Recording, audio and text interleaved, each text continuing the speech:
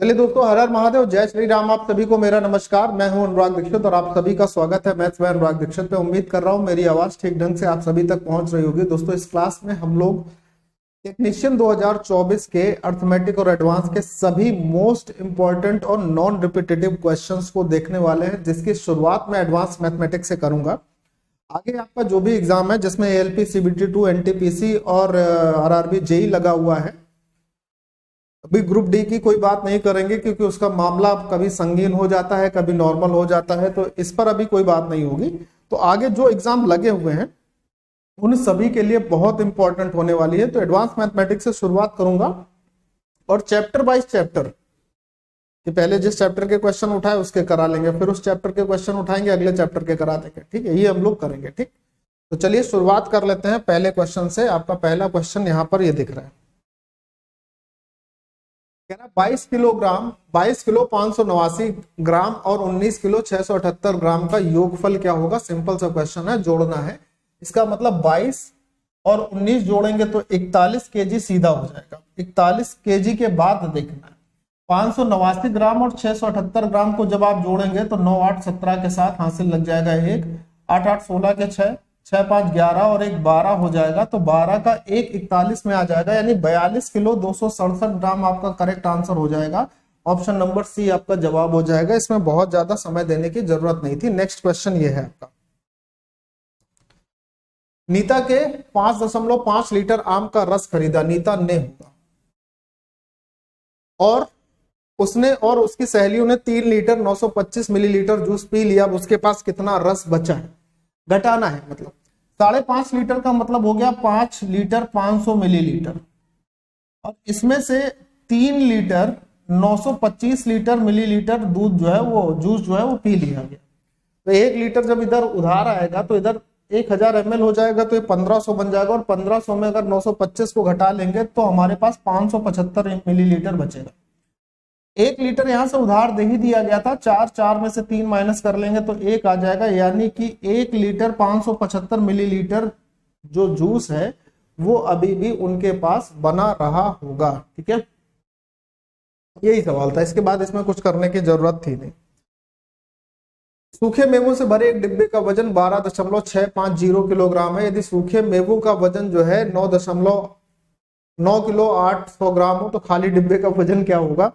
यानी सीधे सीधे घटाना है। 1 किलो इस पर उधार जाएगा तो यहाँ पर 1650 हो जाएगा। 1650 में 800 घटा लेंगे, 850 बचेगा। अब यहाँ पर 12 में से 1 किलो उधार चला गया तो 11 बचा, और यहाँ पे 9 घटा लेंगे तो 2 किलो 850 ग्राम बचेगा, जिससे हम लोग 2850 ग्राम भी कह सकते हैं। यानी खाली डिब्बे का जो वजन होगा वो 2850 ग्राम के पास में हो जाएगा। ठीक है, ये है अगला सवाल। दी गई बारंबारता बंटन सारणी का समांतर माध्य ज्ञात करना है। जो ये श्रेणी हमारे पास जो सीरीज दी है इसका समांतर माध्य ज्ञात करना। अब समांतर माध्य क्या होता है, समांतर माध्य को हम लोग x बार से लिखते हैं और फॉर्मूला क्या होता है, sigma of F I into X I और बटे में sigma of F I. F का मतलब फ्रीक्वेंसी यानी आवृत्ति होती है, और एक्स का मतलब जो हमारे पास उसके विवरण दिए होते हैं उसको लेकर चलते हैं। ठीक है, तो अब यहां पर इसका माध्य निकालना है। तो सबसे पहले 50 गुणे 3 हो गया हमारे पास 150, 28 गुणे 4 112, 85 गुणे 6 करेंगे 400, 6 48, 480 और 30 510 हो जाएगा, और यहां पर हो गया 280। इन सभी को जोड़ लेते हैं। जोड़ने से हमारे पास टोटल क्या आ जाएगा, 2 5 1 6, 6 1 7, 8 और 7 15 के 5 हासिल लग जाएगा 1, तो 2 और 1 3, 3 2 5, 5 5 10, 1052 हो जाएगा। और बटे में जो फ्रीक्वेंसी है सबको जोड़ कर लिखेंगे तो हमारे पास 20 आ जाएगा। अब अगर 2 से इसको डिवाइड कर लेते हैं तो हमारे पास क्या आ जाएगा 526, और 10 नीचे और था तो काटने पर 1 अंक पर दशमलव आ जाएगा, यानी कि 52.6 इसका माध्य हो जाएगा, जो कि ऑप्शन नंबर सी में हमारे पास लिखा हुआ है। ठीक है भाई, चलिए सवाल नंबर नेक्स्ट पर आते हैं। कहता है कि सबसे पहले 46 64 87 41 58 77 35 90 55 52 92 और 33 का माध्यक ज्ञात करना है। माध्यक का मतलब माध्यिका से होगा, मीडियन से होगा, मीडियन। ठीक है, मीडियन निकालनी। कह रहा यदि आंकड़ों में 92 को 99 से और 41 को 43 से बदल दिया जाए तो नया माध्यिका क्या होगी। पुराने माध्यिका और नए माध्यिका के बीच का अंतर क्या होगा। ग्रेड 3 2024 में पूछा गया एक बढ़िया क्वेश्चन। तो सबसे पहले हमारे पास जो टर्म दिए हुए हैं ना, इनको हम आरोही क्रम में लिख लेते हैं। तो इन टर्म में सबसे छोटा जो सबसे छोटा जो नंबर है वो है अपने पास 33। 33 के बाद अपने पास सबसे छोटा नंबर क्या है। 33 के बाद अपने पास सबसे छोटा नंबर है 35 यानी कि 35। 35 के बाद सबसे छोटा टर्म है 41 41। 41 के बाद क्या है, 41 के बाद है 46 46। 46 के बाद अगर हम सबसे छोटा टर्म देखते हैं तो 46 के बाद का सबसे छोटा टर्म जो है वो अपने पास 55 है। 55 के बाद का 58 है। 46 के बाद 55 है, 55 के बाद 58 है। 58 से बड़े अगर टर्म की बात करते हैं, जो 58 से बड़ा हो, और 58 से बड़ा टर्म अपने पास है 55 हो गया, 58 हो गया, उसके बाद 64 है। 64 के बाद अगर अगले टर्म पर बात करें तो हमारे पास क्या आएगा। 64 के बाद अगला टर्म जो है, 64 के बाद अगला टर्म अगर हम बात करते हैं तो अपने पास क्या आ जाएगा 77, है ना। 77 आ जाएगा। 77 के बाद अपना अगला टर्म आ जाएगा 87। 87 के बाद आ जाएगा 90 यानी 90। 90 के बाद आ जाएगा 92। क्या आ जाएगा 92। ठीक है, ये हमारे पास टोटल टर्म होगा। अब देख लीजिए यहाँ पर जितने संख्याएं लिखी और जो आपने लिखी वो बराबर है उनकी संख्या। 2 2 4 2 6 2 8 2 10 और एक 11 टर्म। यहाँ पर क्या आपने 11 टर्म लिखे हैं। 2 2 4 2 6 2 8 2 10 और एक 11 टर्म। ठीक है, अब यहाँ पर जो हमारे पास 11 टर्म जो लिखे गए हैं, इन 11 टर्म में अगर हम माध्यिका की बात करें तो माध्यिका क्या होगी। ठीक बीचों बीच का टर्म माध्यिका होगी। अगर हम 11 टर्म की बात करें तो 1 2 3 4 5 यहां से छोड़े, अभी जो माध्यिका होगी वो हमारे पास क्या होगी M1 यानी कि 58 होगी, 58 होगी। अब ये बोला गया कि 92 जो है ना उसको 99 से बदल दिया जाए और 41 को 43 से बदल दिया जाए। तो यहां जहां 41 था वहां पर क्या हो जाए 43 हो जाए, और जहां 92 था उसको 99 कर दिया जाए। तो 92 की जगह क्या कर देंगे 99 कर देंगे। तो अब अगर इनका आरोही क्रम आप लिखोगे तो कोई फर्क पड़ेगा नहीं पड़ेगा ना, वो तो सेम ही रहेगा ना, कोई फर्क नहीं पड़ेगा। तो अब अगर नई सीरीज 33 35 43 46 55 58 64 77 87 90 और 99 की हो तो भी माध्यिका हमारे पास यही बना रहेगा, बीचों बीच का टर्म बना रहेगा, यही बनी रहेगी ना माध्यिका। माध्यिका में तो परिवर्तन नहीं आएगा, है ना। तो अब आपसे यही कह रहा था पुराने माध्यिका और नए माध्यिका के बीच का अंतर क्या है। तो पुरानी और नई माध्यिका तो बराबर हो गई, और अगर ये बराबर हो गई तो इनके बीच का जो डिफरेंस होगा तो 0 हो जाएगा ना। वो क्या हो जाएगा, वो तो 0 हो जाएगा। और ऐसे भी आप इस बात को याद रखो कि आपका अगर ये कॉन्सेप्ट मजबूत था तो आपको इसको लिखने की जरूरत नहीं है। क्या नहीं लिखने की जरूरत है मैं आपको बताता हूं, समझिएगा ध्यान से बहुत अच्छे से। मान लीजिए आपके पास कुछ टर्म दिए हुए हैं x1 x2 x3, ये आपके पास टर्म दिए गए हैं। तो यहाँ पर माध्यिका क्या होगी, माध्यिका x2 होगी कि नहीं होगी, आप बोलोगे हाँ। अब अगर इस माध्यिका वाले टर्म को छोड़कर बाकी किसी टर्म को बदला जाए, ठीक, माध्यिका वाले टर्म को छोड़कर कि x1 को अगर हम y1 कर दें और यहाँ पर x3 को y3 कर दें और इसको हम x2 ही बना के रखें तो भी अभी भी माध्यिका यही वाला टर्म तो होगी, बीचों बीच का ही टर्म तो होगी भाई। अगर हमारे पास पदों की संख्या एक ऑड नंबर में है तो माध्यिका के लिए कौन सा पद होता है n+1/2 टर्म ही तो होता है माध्यिका। अगर हमारे पास n कैसा नंबर है, n अगर एक ऑड नंबर है तो माध्यिका निकालने का फॉर्मूला तो यही होता है ना। यानी अगर 11 है तो 11 + 1 12, 12/2 का मतलब 6वां टर्म ही माध्यिका होगा इसके हिसाब से। और अगर यहाँ 3 है तो सेकंड टर्म ही माध्यिका होगा। तो अगर मैं यही कह रहा हूं कि अगर माध्यिका वाले पद में परिवर्तन नहीं किया जाता है, इस बात को याद रखना, कॉन्सेप्ट है क्वेश्चन में और कुछ नहीं है। माध्यिका वाले पद में अगर परिवर्तन नहीं किया जाता है तो पुराने वाले सीरीज और नए वाले सीरीज की माध्यिका सेम होती है, और माध्यिका अगर सेम हुई तो उसका अंतर 0 रहेगा। ठीक है, ये याद रखना है। ठीक है, चलिए सवाल नंबर नेक्स्ट। कह रहा है निम्नलिखित डेटा जो है उसका मोड मतलब बहुलक दिया हुआ है 6, तो आपसे पूछता है के का मान क्या होगा। यहाँ पर के का मान निकालना है। बहुलक 6 देने का मतलब सबसे ज्यादा बार 6 रिपीट हुआ है। अब देखिए यहाँ पर 6 अगर सबसे ज्यादा बार रिपीट हुआ तो एक बार यहाँ है, दूसरी बार यहाँ है, तीसरी बार यहाँ है। क्या 3 बार कोई और भी पद दिया है?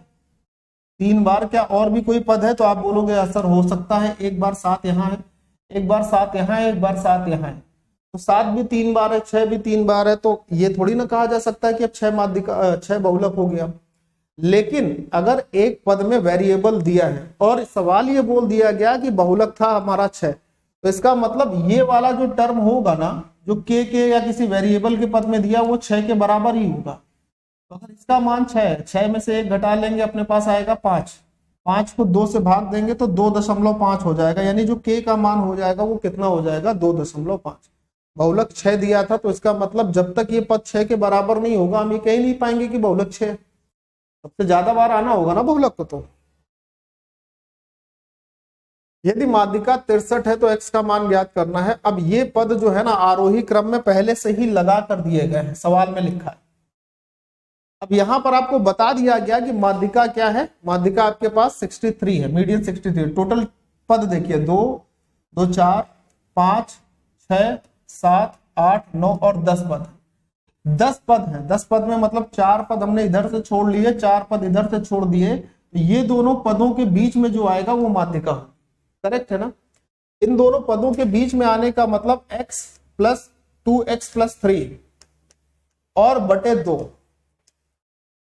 ठीक, और ये किसके बराबर होगा? हमारे पास दी हुई माध्यिका के बराबर होगा, यानी 63 के बराबर होगा। ये 63 के बराबर होगा। करेक्ट है? मेरी बात को समझ पाए हो? हाँ सर। तो अगर हम इसको जोड़कर लिखें तो 63 दूनी क्या हो जाएगा? 126। 126 में अगर हम 3 माइनस कर लेंगे 123, 123 को 3 से भाग करेंगे तो हमारे पास 41 आ जाएगा x की वैल्यू। x की वैल्यू क्या आ जाएगी? 41। और यही आपसे कहा गया था कि x का मान क्या होगा। तो मेरे प्यारे दोस्त x का मान क्या हो जाएगा? 41 हो जाएगा। और कुछ नहीं पूछा गया इसमें, किसी भी प्रकार का कोई रॉकेट साइंस यूज नहीं किया गया। चलिए नेक्स्ट सवाल पर आइए। किसी आंकड़े का बहुलक उसके माध्य से 16.2 अधिक है। बहुलक माध्यक से अधिक होगा, कितना अधिक होगा ये आपसे पूछ रहा है कि बहुलक जो है वो माध्यक से, माध्यक मतलब माध्यिका से कितना ज्यादा होगा, ये सवाल आपसे पूछा गया। और दिया क्या गया कि बहुलक उसके माध्य से 16.2 अधिक है।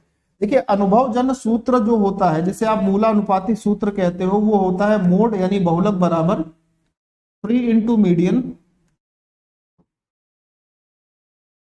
माइनस 2 इंटू मीन, 2 गुणे माध्य। ये इसका फॉर्मूला होता है।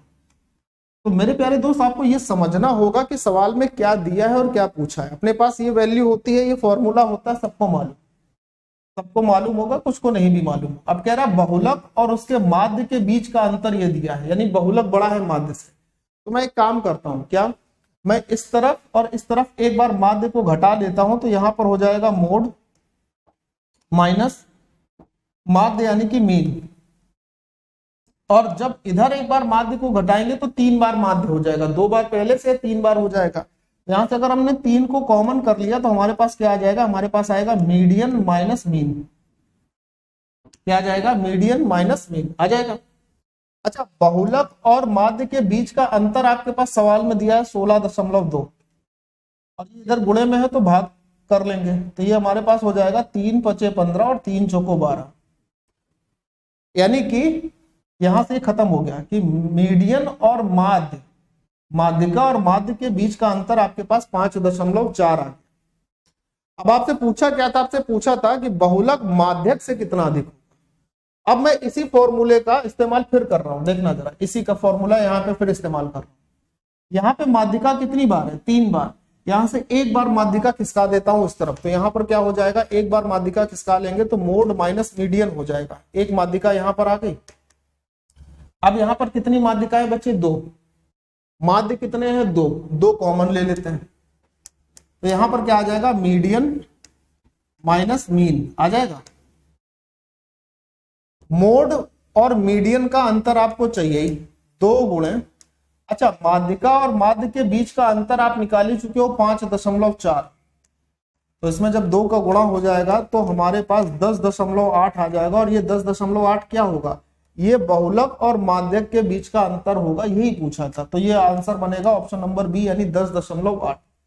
तो आपसे जो पूछा गया कि इसका जो बहुलक है वो माध्यक से कितना अधिक होगा, माध्यक का मतलब मीडियन से कितना ज्यादा होगा, तो इसका बहुलक इसके माध्यक से 10.8 ज्यादा होगा। ठीक है, ये भी ठीक सवाल था। नेक्स्ट, सीधे सीधे फॉर्मूले लिखे और फॉर्मूले में आपको ये पकड़ना है कि कौन सा ऑप्शन में लिखा गया फॉर्मूला सही है, वही मूलानुपाती सूत्र वाला। पहला क्या लिखा है, पहला लिखा है मोड माइनस मीडियन बराबर 2 कॉमन लेके मीडियन इंटू मीन। यही सही है क्योंकि इसी का भी हमने यहाँ पर इस्तेमाल किया था। देखिए यहाँ पर अभी इसी का इस्तेमाल किया था, यही वाला किया था। मोड माइनस मीडियम बराबर क्या होगा, 2 इंटू मीडियन माइनस मीन, यही किया था ना इस्तेमाल। और यहाँ पे भी यही लिखा है कि जब बहुलक से माध्यिका को घटाते हैं तो हमारे पास 2 ब्रैकेट में माध्यिका माइनस बहुलक मिलता है। तो पहला ही सही है, अब आगे को चेक करने की जरूरत ही नहीं है। ये भी टेक्नीशियन 2024 में पूछा गया प्रश्न है, बड़ा गजब का प्रश्न है। सीधे सीधे फॉर्मूला बेस्ड क्वेश्चन भी पूछे गए हैं। नेक्स्ट क्वेश्चन ये है, आंकड़ों के एक समूह का जो माध्य है और बहुलक क्रमशः ये दिए हुए हैं। अनुभवजन्य सूत्र का प्रयोग करके आंकड़ों की माध्यिका ज्ञात करना। Very simple question, just formula based question. बहुलक हमारे पास कितना दिया है, 61.1। और हमारे पास होता क्या फॉर्मूला, 3 गुणे माध्यिका। माध्यिका हमारे पास क्या दी है, माध्यिका अच्छा में निकालनी है, मीडियन निकालनी है, और माइनस में होता है 2 इंटू माध्य। माध्य कितना दिया है, 58.7। ठीक, अब ध्यान से सुनिएगा मेरी बात।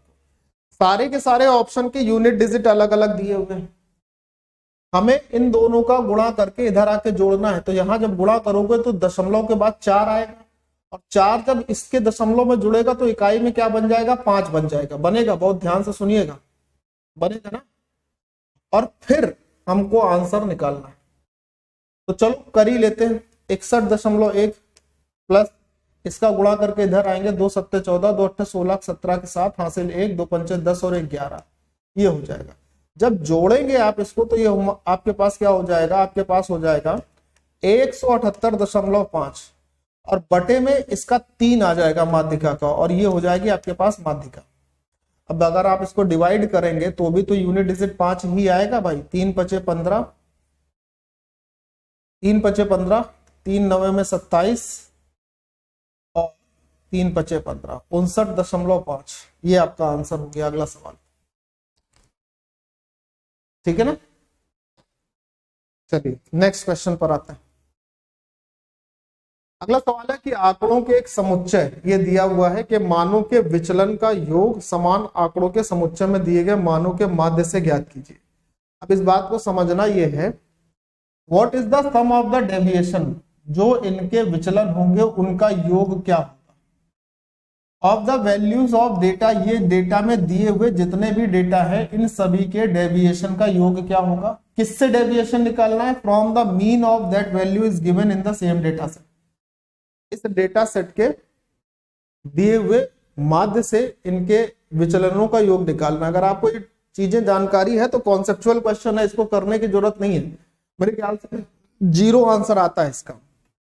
ये सिर्फ कॉन्सेप्ट बेस्ड क्वेश्चन है। अब कैसे, मैं आपको समझा देता हूं।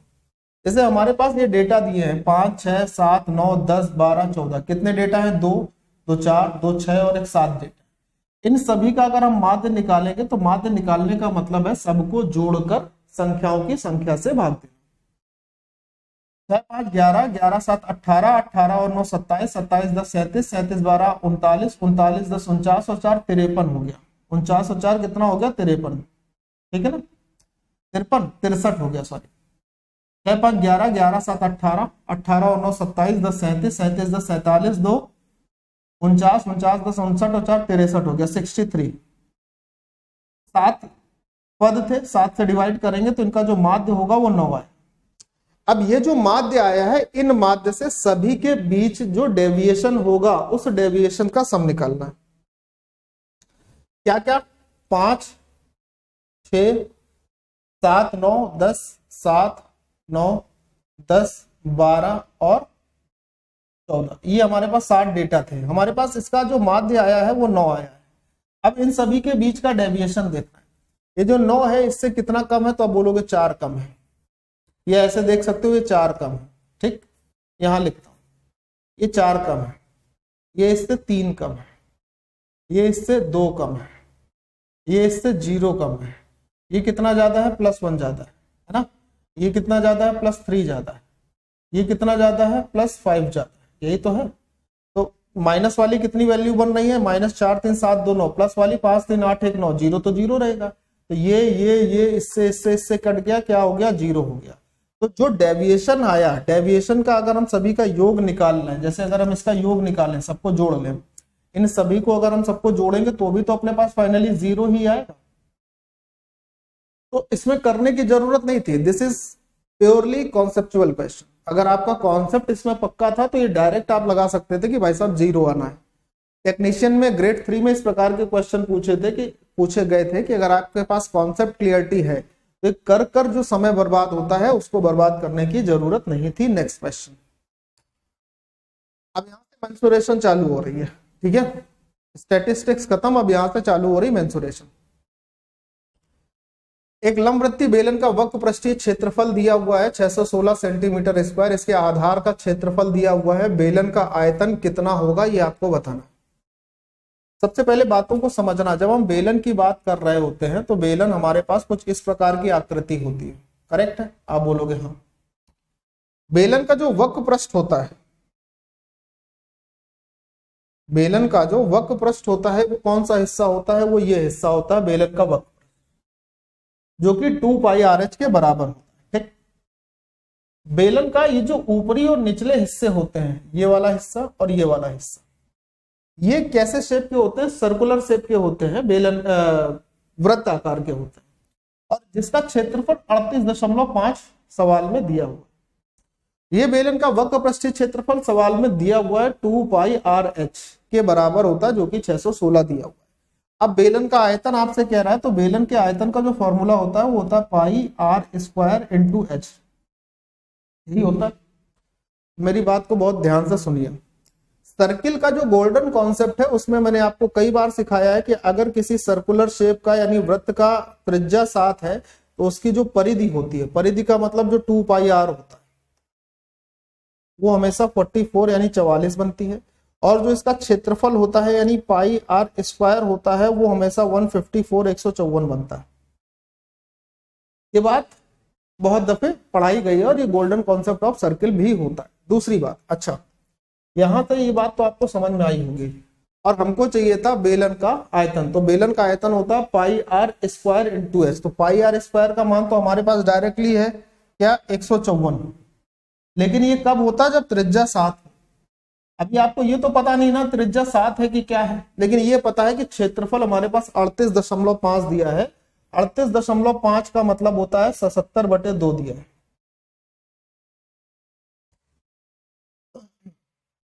ठीक, या ये कह सकते हो कि 154/4 हो गया, 38.5 का मतलब 154/4। तो क्षेत्रफल में 4 का भाग हुआ है, इसका मतलब परिधि में आधे का भाग हुआ होगा, परिधि 22 होगी, 2πr का मान 22 होगा, और त्रिज्या भी आधी हो जाएगी यानी कि 7.2 होगी। ये बात डायरेक्टली आप समझ सकते हो, इसमें कोई दो राय नहीं होगी। तो अगर क्षेत्रफल πr² का मान ये है तो πr² का मान ये यहाँ पे लिख सकते हो ना 154/4।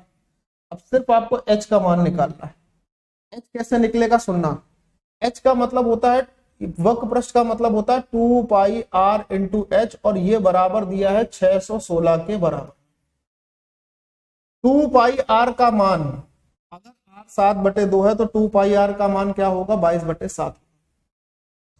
अगर r का मान 7/2 है, त्रिज्या का मान 7/2 है, तो उसकी परिधि कितनी होगी 22। h कितना आ जाएगा, अगर ये 22 हुई तो आप बोलोगे सर 22 दूनी 44 और 22 सत्ते 176, 27 हो जाएगा। सॉल्व करेंगे आंसर निकल आएगा। यानी का मतलब समझे, जैसे 2 की जगह 2 लिख देते हैं, पाई की जगह 22/7 लिख देते हैं, h r की जगह क्या लिख लिया 7/2 लिख लिया, और ये हो गया 616 के बराबर।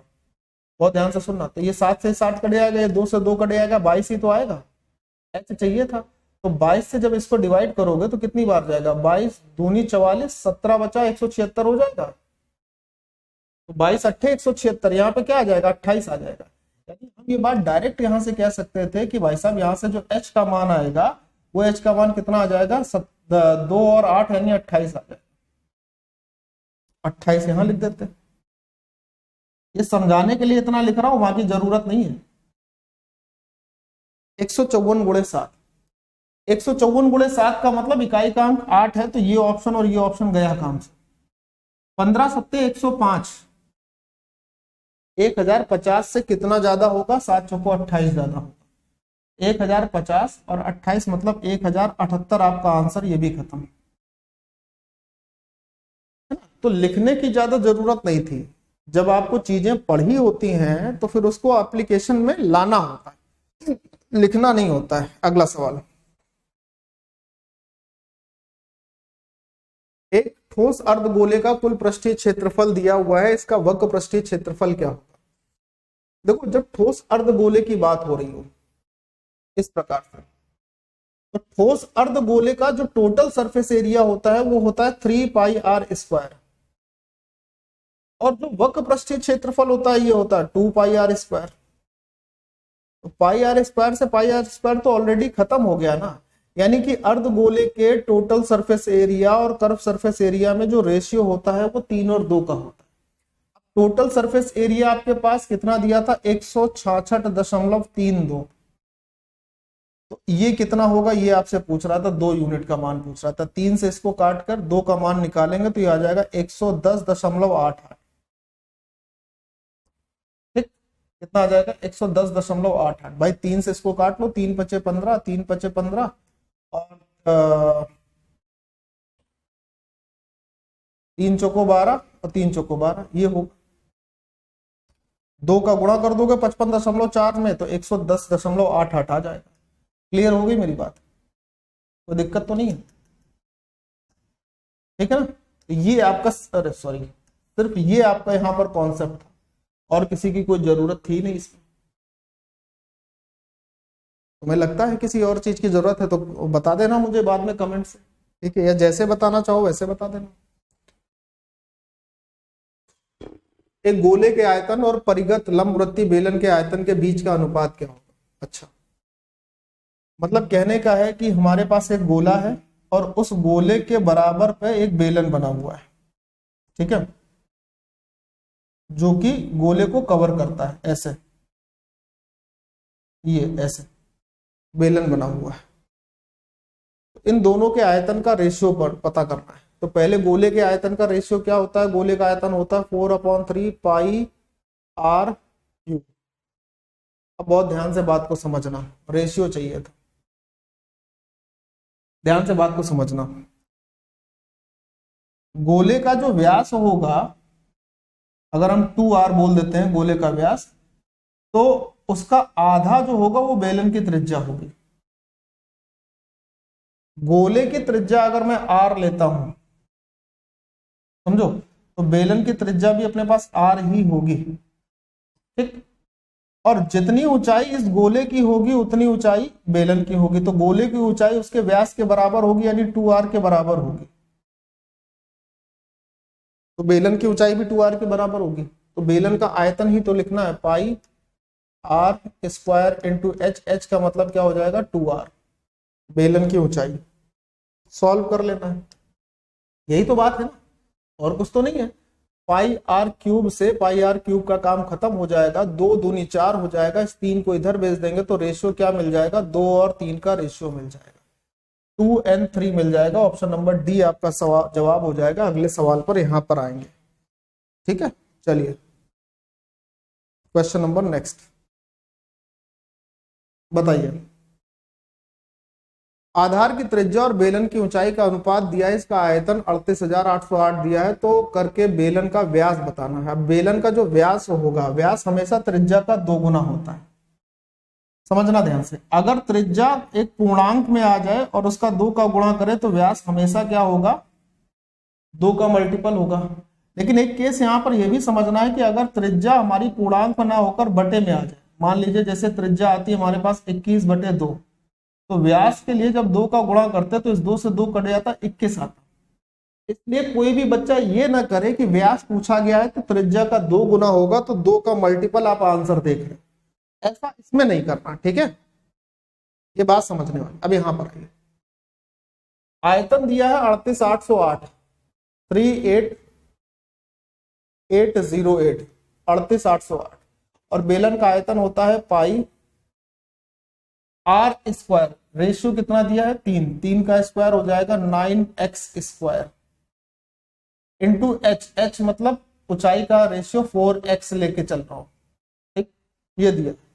जितनी तेजी आप इसको सॉल्व करोगे उतना अच्छा काम बनेगा, और कुछ जरूरत नहीं है, बात ध्यान से समझना, कोई जरूरत एक्स्ट्रा नहीं है, ठीक है। तो 9 से 9 4 जा 9 चौको 36, 9 3 जा 27, 9 एकम 9, 9 दूनी 18, ठीक। आगे समझता, 22 चौको 88 दिख रहा है, 11 से काट दोगे 8 बार में कट जाएगा, 11 से इसको काट लेते हैं तो 11 3 33, 10 बचा, 11 9 99, और 2 बचेगा, 11 दूनी 22, ठीक। 8 से इसको और काट देते हैं, 49 टाइम कट जाएगा, 49 बार कट जाएगा, 49 गुणे 7, यहाँ x क्यूब, तो x का मान आपके पास आ जाएगा 7। x की वैल्यू कितनी आ गई 7 आ गई। x की वैल्यू 7 आने का मतलब जो त्रिज्या होगी वो 21 हो जाएगी, और जो ऊंचाई होगी वो 7 चौको 28 हो जाएगी। हमारे पास त्रिज्या आ गई 21, त्रिज्या 21 हो गई, तो व्यास कितना होगा 21 दूनी 42 हो जाएगा, ठीक। तो ये कैलकुलेशन फास्ट करनी थी और कुछ नहीं। नेक्स्ट आइए अगला सवाल देखिए,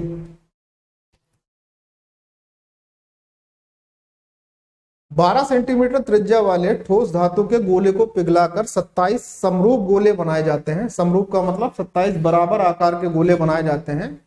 मूल गोले के पृष्ठीय क्षेत्रफल और इस प्रकार बने 8 छोटे गोलों के कुल पृष्ठीय क्षेत्रफल का अनुपात क्या होगा। सबसे पहले ये जो 12 सेंटीमीटर त्रिज्या का ठोस गोला था, इसको 27 छोटे टुकड़ों में डिवाइड किया गया, तो आयतन पिघला गया 4/3 पाई आर क्यूब, मतलब 12 का क्यूब तो 1728।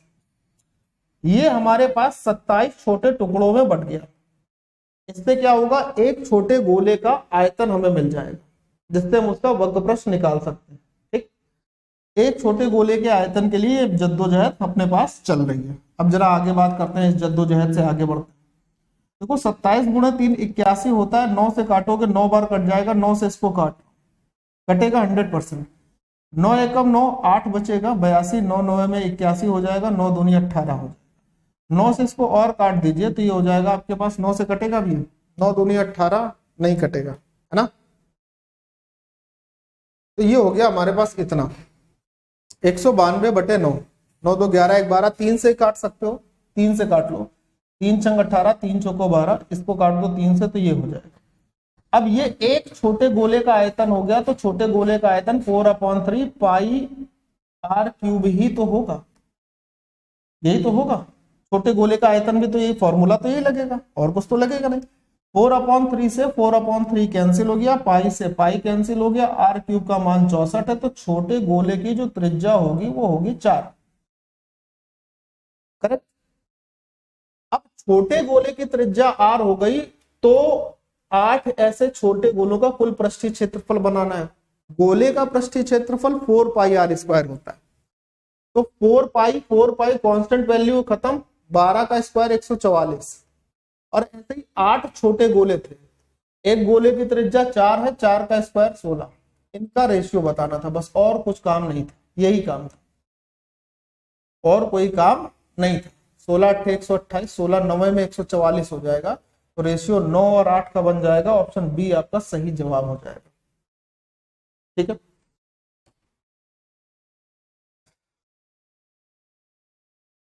नेक्स्ट, एक ठोस घनाभ के 3 आसन्न फलकों का क्षेत्रफल दिया है, तो घनाभ का आयतन क्या होगा। ये तो बहुत सरल सी बात है कि जब 3 आसन्न फलकों का क्षेत्रफल देके आयतन पूछता है, तो उन्हीं 3 आसन्न फलकों के गुणनफल, क्षेत्रफल के गुणनफल का वर्गमूल ले लेते हैं, यानी 66, जिसको आप 11 गुणे 6 लिख सकते हो, 66 को 192, इसको आप लिख सकते हो 6 3 18, एक बचेगा 6 दूनी 12, ठीक। और 32 को 16 गुणे 4 लिख सकते हो, 32 को 16 गुणे 2, सॉरी 16 गुणे 2 लिख सकते हो, प्लस 198 और लिखा था। 198 का मतलब होता है 99 गुणे 2, तो 2 और 99 को क्या लिखोगे 11 गुणे 9, ये लेना है, ठीक, इसका वर्गमूल ले लेना है पूरे का। तो 11 एक बार तो एक बार 11 बाहर आ जाएगा, 6 एक बार तो एक बार 6 बाहर आ जाएगा, 2 एक बार तो 2 भी बाहर आ जाएगा, ठीक। 16 का वर्गमूल यहाँ से 4 बाहर आ जाएगा और यहाँ से 9 का वर्गमूल तो 3 भी बाहर आ ही जाएगा। ये आपका उत्तर हो जाएगा जितना गुणनफल इसका बने। 4 3 12 दूनी 24, 24 गुणे 6, 24 गुणे 6 144, 144 गुणे 11 करना है। तो 4 4 8 और यहाँ पर हो जाएगा 4 और 1 5, है ना, और यहाँ पर हो जाएगा 1, 1584 इसका आंसर बन जाएगा। क्लियर है मेरी बात? तो यानी उस घनाभ का जो आयतन होगा ऑप्शन नंबर सी के साथ जाएगा, 1584 के साथ जाएगा। किसी भी संख्या में 11 का मल्टीप्लाई करना तो पता होगा ना, किसी भी संख्या में 11 का मल्टीप्लाई करते कैसे हैं। ऐसे नहीं करेंगे कि 11 चौको 44 के 4 हासिल लगेंगे 4, फिर 11 चौको 44 और 4 48 हासिल लगेंगे 4, ऐसे नहीं किया जाता है। पता है ना कैसे करते हैं? ना पता हो तो कमेंट बॉक्स में बता देना, तो 1-2-3 मिनट का एक छोटा सा शॉर्ट अपलोड करूंगा, ठीक है। चलिए नेक्स्ट। एक धार्मिक दिन पर 50 पुरुषों ने 40 मीटर लंबी और 20 मीटर चौड़ी पानी की टंकी में डुबकी लगाई। यदि एक पुरुष के द्वारा पानी का औसत विस्थापन 4 मीटर क्यूब है तो टंकी में पानी के स्तर में कितनी वृद्धि हुई? ये बढ़िया सवाल है। क्यों बढ़िया सवाल है? यूनिट अलग अलग दी है, चीजें समझनी बहुत जरूरी है इस सवाल में। आइए देखो, जिस टंकी में पुरुष डुबकी लगा रहे हैं वो 40 गुणे 50 मीटर लंबी, ठीक। मीटर को सेंटीमीटर में बदलने के लिए 40 में 100 का गुणा और 50 में भी 100 का गुणा, तो ये हो गया, ये सब कुछ सेंटीमीटर में हो गया। अब जब इसमें लोगों ने डुबकी लगाई, बहुत ध्यान से सुनना, जब इसमें लोगों ने डुबकी लगाई, कितने लोगों ने डुबकी लगाई? 50 लोगों ने डुबकी लगाई। तो इसमें पानी का कुछ तो विस्थापन हुआ होगा, और वो विस्थापन कितना है? वो विस्थापन है 4 मीटर क्यूब का। कितने लोगों के डुबकी लगाने पर? तो आप बोलोगे सर ये 50 लोगों के डुबकी लगाने पर ऐसा हुआ है कि पानी का औसत विस्थापन 4 मीटर क्यूब हो गया है। तो 4 मीटर क्यूब का मतलब एक बार मीटर को सेंटीमीटर में 100, एक बार फिर से मीटर को सेंटीमीटर में तो 100, और फिर तीसरी बार मीटर को सेंटीमीटर में तो 100। अब कितना वृद्धि हुई? तो उसके लिए इंटू एच, ये हो गया बराबर, कहानी खत्म।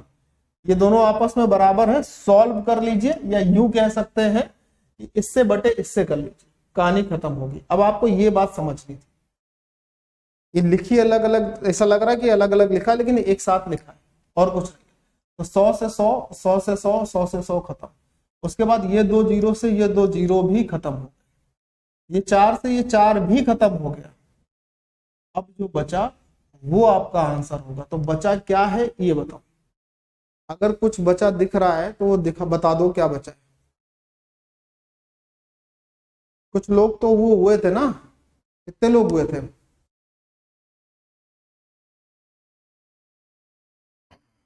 40 गुणे 20 मीटर चौड़ी टंकी थी, 40 गुणे 20 मीटर चौड़ी टंकी थी, तो 20 का गुणा यहाँ पे और कर लो भाई। और 50 लोगों ने डुबकी लगाई थी ना, जिसके कारण विस्थापन हुआ था। तो बोले हाँ सर 50 लोगों ने डुबकी लगाई थी। तो लो जरा फिर से ही लिख देता हूँ, 40 मीटर गुणे 20 मीटर की टंकी, इस मीटर को सेंटीमीटर में बदलने के लिए 100 गुणे 100,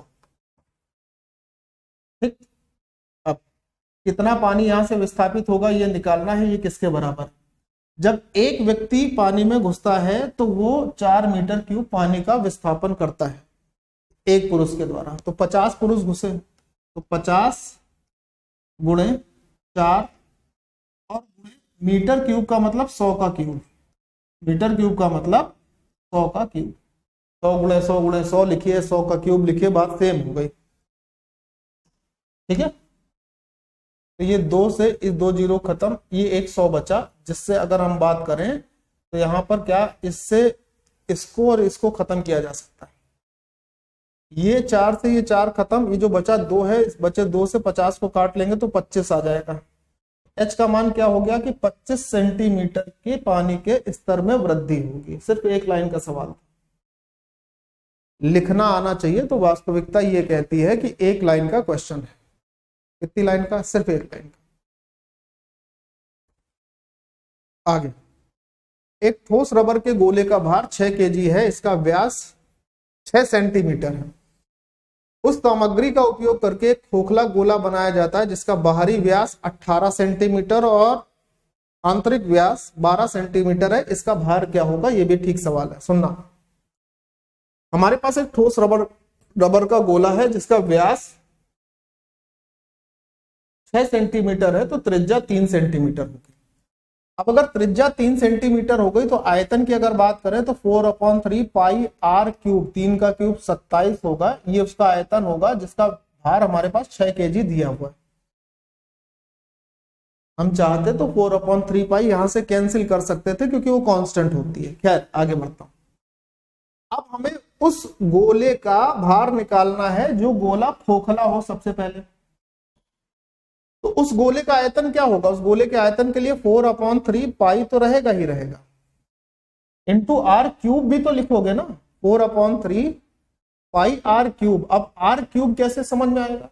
बाहरी व्यास 18 सेंटीमीटर है तो बाहरी त्रिज्या 9 होगी। आंतरिक व्यास 12 सेंटीमीटर है तो आंतरिक त्रिज्या 6 होगी। यानी 9 के क्यूब 729 में से 6 का क्यूब 216 घटाने के बाद ही तो हम लिखेंगे। तो 3, 1 और 5 कितना आ जाएगा? 513। तो यहां पर क्या लिख दोगे? 513 डायरेक्टली। तो इसका वजन आपसे पूछ रहा है कि ये वजन क्या होगा। कोई दिक्कत है क्या सवाल? इससे ये पूरा कैंसिल।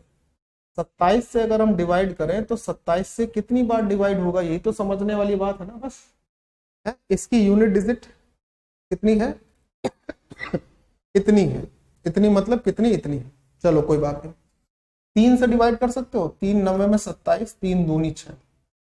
अब 9 से डिवाइड कर सकते हो कि 9 पंजे 45, 9 सत्ते 63।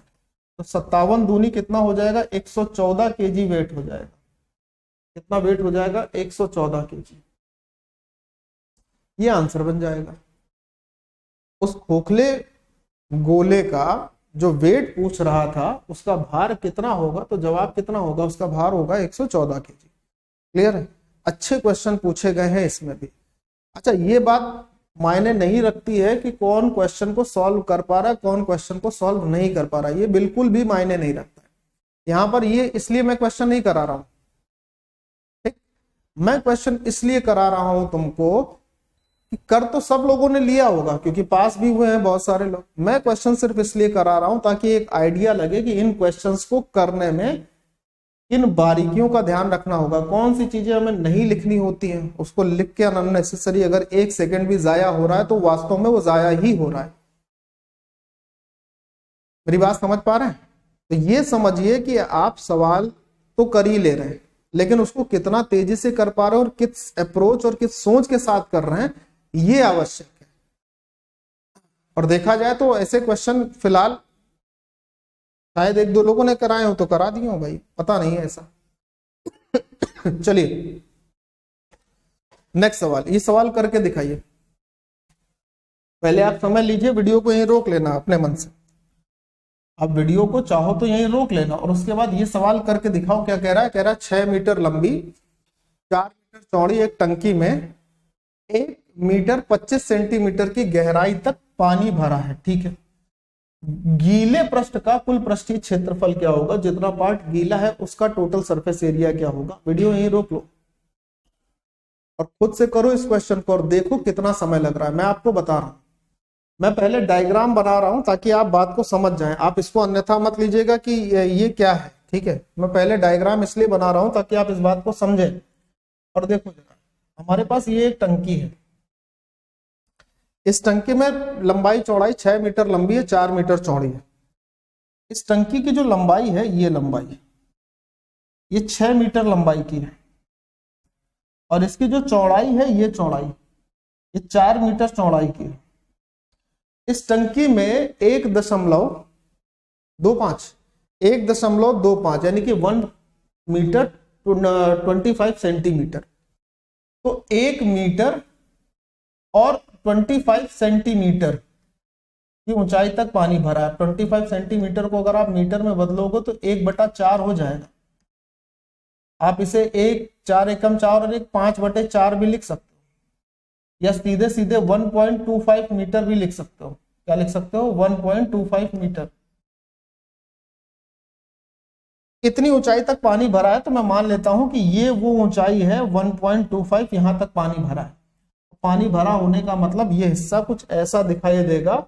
मेरे प्यारे भाई मेरी बात बहुत तसल्ली के साथ सुन लेना पहले, ठीक? क्योंकि समझोगे नहीं तो फिर मामले ठीक नहीं होता है, समझना जरूरी होता है, ठीक है ना?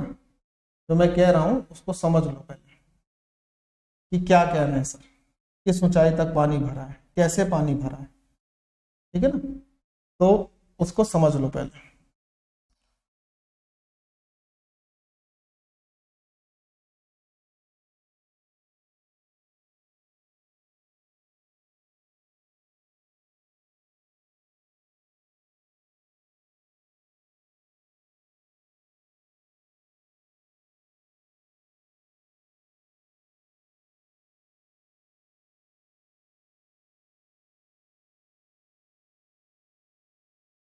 यहां पर इस ऊंचाई तक इसमें पानी भरा है।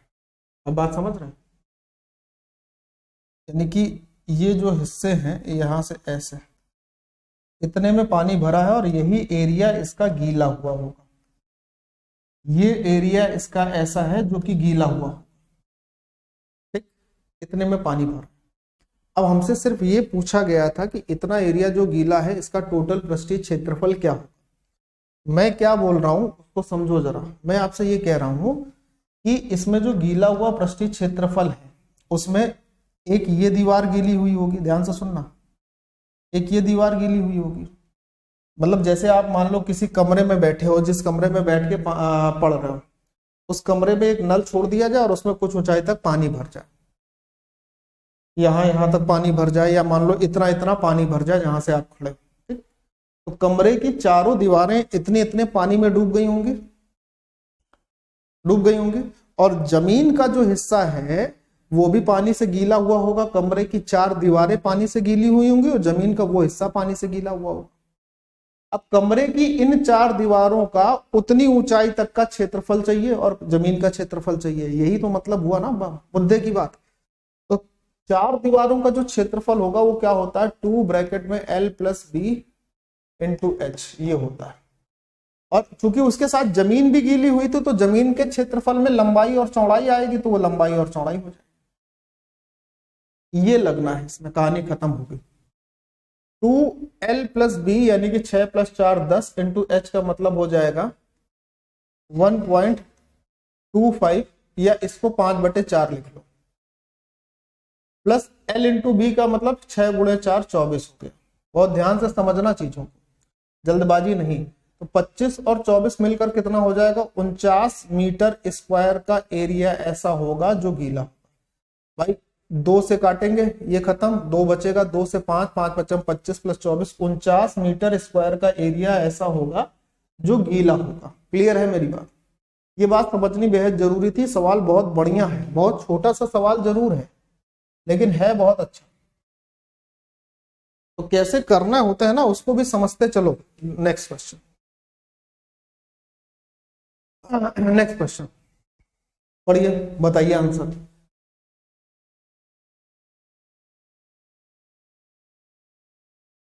चलिए, 5 सेंटीमीटर त्रिज्या और 7 सेंटीमीटर ऊंचाई वाले ठोस बेलन के एक छोर पर 3 सेंटीमीटर त्रिज्या और 2 सेंटीमीटर गहराई वाला एक बेलनाकार गुहा बनाई जाती है। तो परिणामी ठोस जो है उसका कुल पृष्ठीय क्षेत्रफल ज्ञात करना है। मतलब बची हुई जो आकृति होगी उसका टोटल सरफेस एरिया निकालना है। बात को समझना जरा थोड़ा सा। सवाल ये कह रहा है कि हमारे पास एक ये बेलन है, बेलनाकार आकृति है, ठीक? और इस बेलनाकार आकृति की त्रिज्या 5 सेंटीमीटर और ऊंचाई 7 सेंटीमीटर है। इसकी जो रेडियस है वो 5 सेंटीमीटर है और जो इसकी ऊंचाई है वो है अपने पास 7 सेंटीमीटर, 7 सेंटीमीटर ऐसे, ठीक? अब इसके किसी एक छोर पर, चाहे इस तरफ ले लीजिए चाहे इस तरफ ले लीजिए, एक बेलनाकार ही गुहा बनाई जाती है, यानी बेलनाकार छिद्र किया जाता है कुछ ऐसे। अगर मैं आपको बताऊं तो कुछ बेलनाकार छिद्र कुछ ऐसे कर दिया जाता है। मान लीजिए कि ये इस पे बेलनाकार छिद्र बना दिया, ठीक है, ये इस पर बेलन आकार का एक छेद कर दिया। इसके बाद अब जो आकृति बची है उस आकृति का टोटल सरफेस एरिया निकालना है। तो सबसे पहले एक बात को समझिए, सबसे पहले कि जब ये आकृति नहीं थी हमारे पास, ऐसा कुछ नहीं था, सिर्फ ये था, तो इस आकृति का अगर हम टोटल सरफेस एरिया निकाले, बेलन का टोटल सरफेस एरिया, तो क्या होगा 2 पाई r, और ब्रैकेट में h प्लस आर का मतलब 7 प्लस 5 12, 12 पंचे 60 दूनी 120 पाई आ जाएगा। क्लियर क्लियर है ना। अब समझना जरा, यहां पर जो गुहा बनाई गई,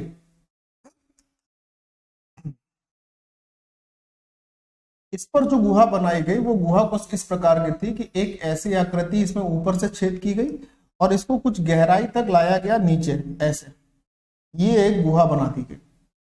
और ये जो ड्रिल की गई है, इस पे जो ड्रिल किया गया, इसकी जो त्रिज्या है वो 3 सेंटीमीटर है और गहराई 2 सेंटीमीटर। ये 3 सेंटीमीटर त्रिज्या और 2 सेंटीमीटर गहराई तक इसकी गुहा को नीचे ड्रिल किया गया उस ठोस के एक सिरे पर। तो बात को समझना, तो हमारे पास क्या एक्स्ट्रा चीज मिली। अगर हम इसके ऊपर वाले सरफेस को देखें तो ऊपर वाला सरफेस सर्कुलर होगा, वृत्ताकार होगा, और जो छेद बनाया गया है वो कुछ ऐसा छेद बना होगा, करेक्ट। आप बोलोगे तो मतलब ये हिस्सा तो यहां पर खत्म हो गया ना, आप बोलोगे हाँ सर ये हिस्सा तो खत्म हो गया। भाई अगर छेद किया गया तो इस छेद पर जो भी उसका लकड़ी का था, लोहे का था, वो हिस्सा इतने से बाहर हुआ होगा, इतना हिस्सा खोखला दिखाई देगा।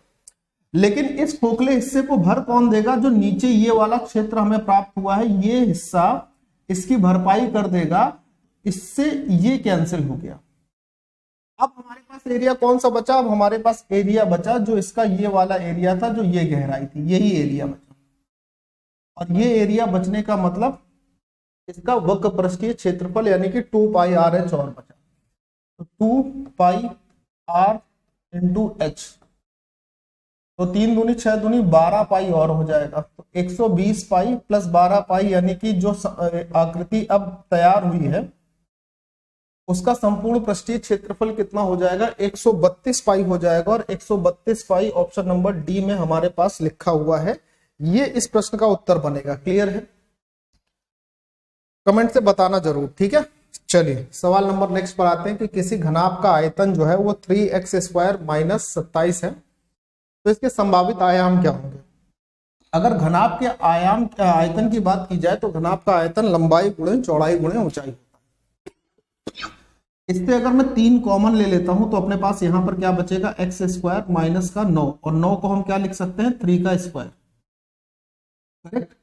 तो ये 3 तो बचा रहेगा, इसको x² माइनस 3 के स्क्वायर को a² माइनस b² के फॉर्मूले में अगर ब्रेक कर लेते हैं तो एक बार x प्लस 3 आ जाएगा और एक बार क्या आ जाएगा, x माइनस 3। तो उस घनाभ के तीनों आयाम यानी कि तीनों डायमेंशन हमारे पास क्या हो जाएंगी, एक हो जाएगी 3, एक हो जाएगी x प्लस 3 और एक हो जाएगी x माइनस 3, ठीक है।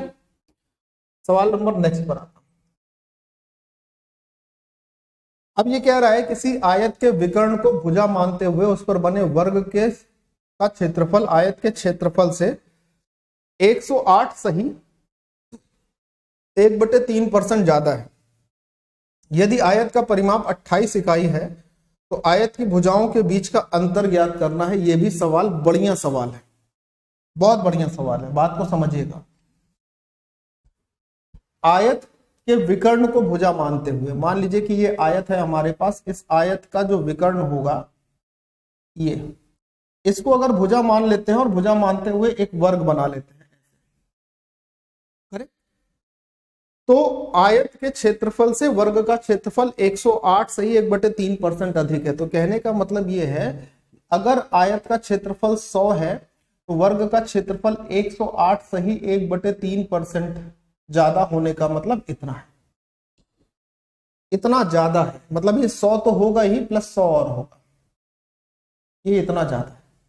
अब बात आप ध्यान से समझना, तो मैं ये कह रहा हूं इसको सबको लिखने की जरूरत नहीं है। फ्रैक्शन से परसेंटेज का कन्वर्जन, परसेंटेज से फ्रैक्शन का कन्वर्जन आपके लिए बहुत मायने रखता है। जैसे ये जो 108 सही 1/3% लिखा है, इसको आप कैसे लिख सकते हो सुनना। इसको आप 100 + 8 सही 1/3 करके लिख सकते हो। 100 का मतलब 1 होता है और 8 सही 1/3 का मतलब होता है 1/12। यानी अगर हम टोटल देखेंगे तो ये क्या बन गया, ये बन गया हमारे पास 13/12। क्या बन गया 13/12। यानी आयत का क्षेत्रफल 12 के रेशियो में होगा तो हाँ, आयत का क्षेत्रफल 12 के रेशियो में होगा तो वर्ग का जो क्षेत्रफल होगा वो हमारा ऊपर वाले के रेशियो में होगा। अब हमें एक चीज समझ में आ गई कि आयत का क्षेत्रफल जो है वो 12 के रेशियो में होगा, तो आयत की लंबाई को अगर x देख लें और चौड़ाई को y देख लें तो इसका क्षेत्रफल यानी कि x × y वो 12 के रेशियो में होने वाला है। आप बोलोगे अब ये कुछ भी हो सकता है, कुछ भी हो सकता है, 12 के रेशियो में हो सकता है। ये 12 एग्जैक्ट नहीं है, ये रेशियो है। उसके बाद बोला गया है कि आयत का जो परिमाप है वो हमारे पास 28 यूनिट है, तो इसकी भुजाओं के बीच का अंतर क्या होगा। आयत का परिमाप मेरे प्यारे दोस्त 2 ब्रैकेट में x + y यानी लंबाई गुणे चौड़ाई होता है, और ये हमारे पास दिया है 28। तो 2 से अगर हम इसको काट लेंगे तो हमें ये कंफर्म हो जाएगा कि आयत की लंबाई और चौड़ाई का जो कंफर्म योग है वो हमारे पास कितना होना चाहिए, 14 होना चाहिए। ठीक, अब 14 कैसे कैसे आ सकता है इसको समझना। x और y का रेशियो हमारे पास 12 था, तो इसको हमें ऐसे संख्याओं में लेना है जिनका HCF 1 हो, क्योंकि रेशियो का HCF 1 होना चाहिए। ये आप LCM और HCF में पढ़ चुके हो। मैंने कहा कि ये हम 3 और 4 के रेशियो में ले लेते हैं, 3 और 4 12 होगा। अब 3 और 4 अगर हम लंबाई और चौड़ाई को जोड़े तो 7 होती है, 14 नहीं हो रही, तो इसका डबल ले लेंगे, इसको 6 कर लेंगे, इसको 8 कर लेंगे। 6 और 8, 6 और 8 अगर इसका गुणा करोगे तो 48 होगा। 48 12 के रेशियो में है, और 6 और 8 को अगर आप जोड़ेंगे तो आयत की लंबाई और चौड़ाई का जो एग्जैक्ट योग था वो आपके पास आ जाएगा 14 आ जाएगा। इसका मतलब आयत की लंबाई 8 हो जाएगी और चौड़ाई कितनी हो जाएगी, 6 हो जाएगी। तो इसकी भुजाओं के बीच का अंतर 8 और 6 के बीच का अंतर क्या बन जाएगा, 2 बन जाएगा, और यही आपका प्रश्न का उत्तर हो जाएगा। अगला सवाल, एक समबाहुभुज में भुजाओं की संख्या ज्ञात करनी है अगर इसका प्रत्येक अंतःकोण 165 डिग्री है। किसी भी समबाहुभुज का अगर अंतःकोण दिया है तो उसका बाह्य कोण निकालना बड़ा आसान हो जाता है, क्योंकि अंतःकोण और बाह्य कोण का जो योगफल होता है वो हमेशा 180 डिग्री होता है। तो अगर 180 में से अंतःकोण को घटा लेंगे तो एक बाह्य कोण हमारे पास आ गया 15 डिग्री। और अब अगर भुजाओं की संख्या चाहिए थी बहुभुज में, तो भुजाओं की संख्या के लिए क्या बोलते हैं, 360/1 बाह्य कोण, जो कि यहाँ पर 15 डिग्री निकाल चुके हो। तो 15 दूनी 30 और 15 चौको 60, यानी कि उस बहुभुज में, उस पॉलीगन में भुजाओं की संख्या कितनी होगी, 24 हो जाएगी। नेक्स्ट क्वेश्चन ये रहा, ठीक है। एक समबाहुभुज में 20 विकर्ण है तो उसके अंतःकोणों का योग क्या होगा। जिस समबाहुभुज में 20 विकर्ण हैं उसमें भुजाओं की संख्या क्या होगी, तो आप बोलोगे विकर्णों की संख्या 20 दी है, और यहां पर क्या होगा, फॉर्मूला विकर्णों की संख्या का n(n-3/2). तो 20 दूनी इधर कितना हो जाएगा, तो आप बोलोगे सर इधर हो जाएगा 20 दूनी 40। यानी आपको दो ऐसी संख्याएं चाहिए जिनका अंतर 3 हो और गुणनफल 40 हो। अंतर 3 हो, गुणनफल 40 हो, तो 8 और 5 वो संख्याएं हो जाएंगी। क्या हो जाएंगी, 8 और 5। यानी हमें ये पता चल गया कि उस बहुभुज में भुजाओं की संख्या यानी n का मान कितना है, 8।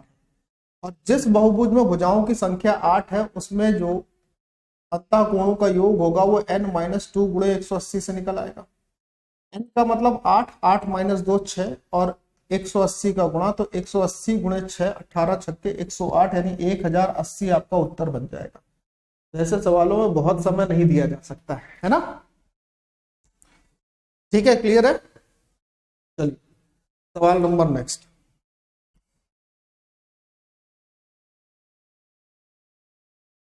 सवाल नंबर नेक्स्ट, एक वर्ग का क्षेत्रफल 4096 वर्ग सेंटीमीटर है। उस आयत की चौड़ाई और लंबाई का अनुपात ज्ञात करना है जिसकी लंबाई वर्ग की भुजा से 2 गुनी और चौड़ाई वर्ग की भुजा से 24 सेंटीमीटर कम। तो मैं बच्चे ये कह रहा हूं कि अगर किसी वर्ग का क्षेत्रफल 4096 है तो उस वर्ग की जो भुजा होगी वो 4096 का वर्गमूल यानी कि 64 होगी। ये हमारे पास वर्ग की भुजा आ गई। अब इससे अगर हम आयत तक पहुंचना चाहते हैं तो आयत में लंबाई कितनी होगी, तो आप बोलोगे कि उस वर्ग की भुजा का 2 गुना बोला गया सवाल में, तो कितनी हो जाएगी 128। और उसकी चौड़ाई कितनी होगी कि वर्ग की भुजा से 24 कम होगी। तो इससे अगर हम 24 कम कर दें, 64 से 24 कम कर दें तो 40 हो जाएगी। अब हमें बताना था आयत की लंबाई और चौड़ाई का अनुपात। जिस आयत की लंबाई 128 हो, चौड़ाई हमारे पास 40 हो, तो उसका अनुपात निकालने में कोई टाइम लगेगा क्या? नहीं लगेगा ना। तो 8 से अगर हम इसको काटें तो 16 8 128 हो जाएगा, और 8 से इसको काटेंगे तो 5 बार कट जाएगा, यानी रेशियो क्या आ जाएगा 16:5 आ जाएगा। तो उस आयत की चौड़ाई पहले रखनी है तो 5:16 आ जाएगा। लंबाई पहले रखनी होती तो 16 हो जाती। अगला सवाल चले। एक समचतुर्भुज का परिमाप 100 सेंटीमीटर है और एक विकर्ण जो है वो 40 सेंटीमीटर है, तो समचतुर्भुज का क्षेत्रफल क्या होगा? देखिए, जिस समचतुर्भुज का परिमाप 100 सेंटीमीटर है उस समचतुर्भुज की एक भुजा कितनी आ जाएगी 100/4 यानी 25। करेक्ट। अब अगर समचतुर्भुज की बात कर ली जाए तो एक ऐसा चतुर्भुज जिसकी चारों भुजाएं आपस में बराबर होती हैं और कोई भी एंगल 90 डिग्री का नहीं होता है, साथ ही साथ इसके विकर्ण एक दूसरे को 90 डिग्री पर काटते हैं और आधा करते हैं। ठीक है ना, 90 डिग्री पर काट के आधा करते हैं। तो एक भुजा की लंबाई आ चुकी है 25, एक विकर्ण दिया था 40, 40 का आधा कितना हो जाएगा? 40 का आधा हो जाएगा 20। तो अब अगर इस त्रिभुज को देखते हुए हम अगर पाइथागोरस थ्योरम लगा दें, क्योंकि ये कोण 90 डिग्री थे, तो 25 20 के साथ जो ट्रिपलेट बनती है वो 15 की बनती है, 15 20 25, यानी दूसरे विकर्ण का आधा हिस्सा 15 आ गया, तो दूसरा विकर्ण क्या होगा 30 हो जाएगा। जैसे पहला विकर्ण है हमारे पास सवाल में दिया था 40, उसी प्रकार से हमारे पास दूसरा विकर्ण क्या आ जाएगा 15 का 2 गुना यानी कि 30 आ जाएगा। अब चूंकि समचतुर्भुज का क्षेत्रफल पूछा था तो क्षेत्रफल का फॉर्मूला क्या होगा 1/2 d1 × d2। तो पहला विकर्ण हो गया 40 और दूसरा विकर्ण हमने निकाल लिया 30। 40 × 30 1200, 1200 का आधा कर देंगे तो 600 सेंटीमीटर स्क्वायर इस दूसरे मतलब इस समचतुर्भुज का क्षेत्रफल हो जाएगा। ठीक है, आंसर क्या बन जाएगा 600। अगला सवाल चलिए देखिए। 50 मीटर लंबे और 42 मीटर चौड़े एक आयताकार मैदान के अंदर एक समान चौड़ाई के बजरी के पथ से घिरा एक आयताकार घास का मैदान है। यदि पथ की चौड़ाई 6 मीटर हो तो पथ का क्षेत्रफल क्या होगा? इस सवाल को थोड़ा सा समझ लीजिए क्योंकि ठीक सवाल होता है। एक हमारे पास आयताकार मैदान है, इस आयताकार मैदान के भीतर अंदर एक पथ दिया है। पथ का मतलब एक रास्ता दिया है जिससे हमारे पास एक घास का मैदान बन रहा है। ये घास का मैदान है, ये क्या है? ये घास का मैदान है, और ये घास का मैदान जिससे घिरा है वो बजरी का पथ है, और उस बजरी के पथ की जो चौड़ाई दी है वो 6 मीटर दी। तो हमें क्या करना होगा, बाहर वाले के क्षेत्रफल से अगर इस भीतर वाले का क्षेत्रफल घटा ले तो काम बन जाएगा। तो हमारे पास जो पथ का क्षेत्रफल है वो आ जाएगा। अब पथ का क्षेत्रफल यानी रास्ते का क्षेत्रफल ऐसे सवालों में जिसमें कोई चीज अंदर बनी होती है, निकालने का तरीका क्या होता है देखना। आप क्या लिखोगे, 2 गुणे रास्ते की चौड़ाई, रास्ते की चौड़ाई 6 मीटर प्लस उस हिस्से की ओरिजिनल लंबाई प्लस चौड़ाई यानी 50 + 42, तो 50 + 42 हो गया 92, और माइनस फिर से एक बार 2 गुणे रास्ते की चौड़ाई। एक लाइन में आंसर मिल जाएगा। 92 से में 12 माइनस करेंगे तो हमारे पास 80 होगा, और 80 × 12 करने पर 12 × 8 = 96 यानी कि 960 सेंटीमीटर स्क्वायर आपका उत्तर बन जाएगा। कि उस पथ की जो चौड़ाई होगी, उस पथ का जो क्षेत्रफल होगा वो कितना आ जाएगा 960 सेंटीमीटर स्क्वायर। मैंने क्या किया है इसमें फिर से बता देता हूं कि अगर कोई एक मैदान है आयताकार और उस मैदान के अंदर कुछ एक हिस्सा और है, कुछ पथ की चौड़ाई दी है, तो उसका जो फॉर्मूला बनता है वो क्या बनता है वो लिख लीजिए। 2 गुणे रास्ते की चौड़ाई मान लीजिए n है, लंबाई प्लस चौड़ाई और माइनस 2 गुणे रास्ते की चौड़ाई, फिर से ये इसका फॉर्मूला होता है। अगर इसी मैदान के बाहर कुछ ऐसा अगर हमारे पास एक रास्ता होता, ऐसा इसके बाहर बना होता, उसमें सिर्फ एक काम करना होता है, उसमें यहाँ पर प्लस लगा देना होता है और कुछ नहीं होता। ठीक है, बात क्लियर हो गई, समझ पाए सभी लोग? और बड़ी आसानी ढंग से सरलता के साथ उत्तर भी प्राप्त कर लोगे। नेक्स्ट क्वेश्चन, यहां से ज्योमेट्री चालू हो जाती है टेक्नीशियन ग्रेड 3 के क्वेश्चंस में। कह रहा जब तीन समांतर रेखाओं को दो तिर्यक छेदी रेखाओं के द्वारा काटा जाता है और पहली तिर्यक छेदी रेखा द्वारा बनाए गए अंतःखंड 3 और 5 है, तो दूसरी तिर्यक छेदिक रेखा द्वारा बनाए गए अनुपात के अंतःखंड क्या होंगे? वो भी सेम रेशियो में होंगे, 3 और 5 होंगे। कहने का मतलब इस सवाल का ये है कि अगर हमारे पास तीन समांतर रेखाएं हैं और इन तीन समांतर रेखाओं को दो तिर्यक छेदी रेखा द्वारा कुछ इस प्रकार से काट दिया गया, तो पहली तिर्यक छेदी रेखा के द्वारा बनाया गया ये अंतःखंड 3 के रेशियो में है और दूसरी तिर्यक छेदी रेखा के द्वारा बनाया गया ये वाला उसी के द्वारा बनाया गया ये अंतःखंड 2 के रेशियो। तो आपसे पूछा गया है कि ये जो दूसरी तिर्यक छेदी रेखा होगी इसके द्वारा बनाए गए ये वाले जो अंतःखंड होंगे इनका रेशियो क्या होगा? तो आप हमेशा याद रखना, अगर ये रेशियो पहली तिर्यक छेदी रेखा के द्वारा बनाए गए रेशियो x और y हैं तो इनके भी रेशियो बिल्कुल सेम होते हैं, x और y ही होते हैं। तो अगर ये 3 और 5 है, ये क्या है? अगर ये 3 और 5 है तो ये भी क्या होंगे? 3 और 5 ही होंगे। ठीक है, ये याद रखना। नेक्स्ट क्वेश्चन, अगला सवाल, उस समबाहु त्रिभुज का क्षेत्रफल ज्ञात करना है सेंटीमीटर स्क्वायर में जिसका शीर्ष से शीर्ष लंब 9 सेंटीमीटर का हो। समझिए ध्यान से, हमारे पास एक समबाहु त्रिभुज रहेगा, ठीक। इस समबाहु त्रिभुज में समबाहु त्रिभुज है, चलिए समबाहु त्रिभुज है, 1 मिनट, तो समबाहु त्रिभुज है तो समबाहु बना लेते हैं। ये समबाहु त्रिभुज है। समबाहु त्रिभुज में यहां से जो शीर्ष लंब है यानी सामने की भुजा पर लंब है वो इसकी माध्यिका भी कहलाए, ठीक। और इसकी लंबाई जो दी है ना वो 9 सेंटीमीटर दी है। समबाहु त्रिभुज का मतलब ये तीनों भुजाएं आपस में क्या होंगी? बराबर होंगी। और इसका जो शीर्ष लंब होगा उसकी लंबाई का फॉर्मूला क्या होता है? √3/2 इंटू साइड, और ये लंबाई आपके पास दे रखी है 9। तो अगर यहां से s का मान निकालेंगे तो 9 दूनी 18 बटे √3 का मतलब 6√3 हो जाएगा उस समबाहु त्रिभुज की लंबाई।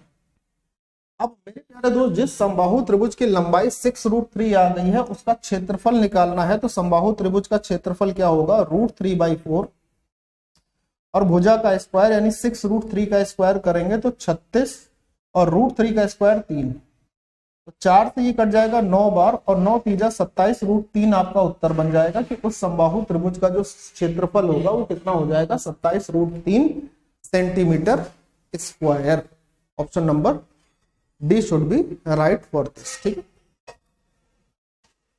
सवाल नंबर नेक्स्ट, एक समद्विबाहु त्रिभुज के तीनों भुजाओं का जो योग है वो हमारे पास 20 सेंटीमीटर है तथा बराबर भुजा और आधार का अनुपात 3 और 4 है। त्रिभुज के शीर्ष लंब की लंबाई क्या होगी? हमारे पास एक समद्विबाहु त्रिभुज है ऐसे, इसकी ये दोनों भुजाएं बराबर हैं, ये अलग है।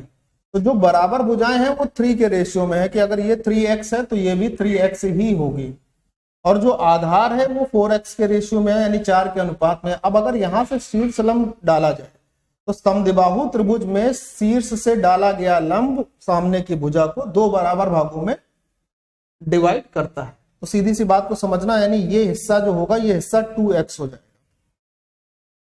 अब इसका परिमाप दिया है 20 सेंटीमीटर के बराबर, तो तीनों भुजाओं का योग 20 सेंटीमीटर होगा यानी कि 3x प्लस 3x और प्लस 4x, ये 20 सेंटीमीटर के बराबर। तो 3 3 6 4 10x का मान किसके बराबर है?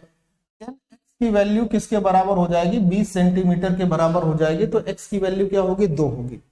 x का मान 2 हो गया तो ये भुजा 3 दूनी 6 हो जाएगी और यहां से यहां तक 2 दूनी 4 हो जाएगी। अब आपको इस शीर्ष लंब की लंबाई निकालनी है, तो क्या कोई कठिन काम है? 6 के स्क्वायर में से 4 का स्क्वायर घटा दीजिए, तो 6 का स्क्वायर 36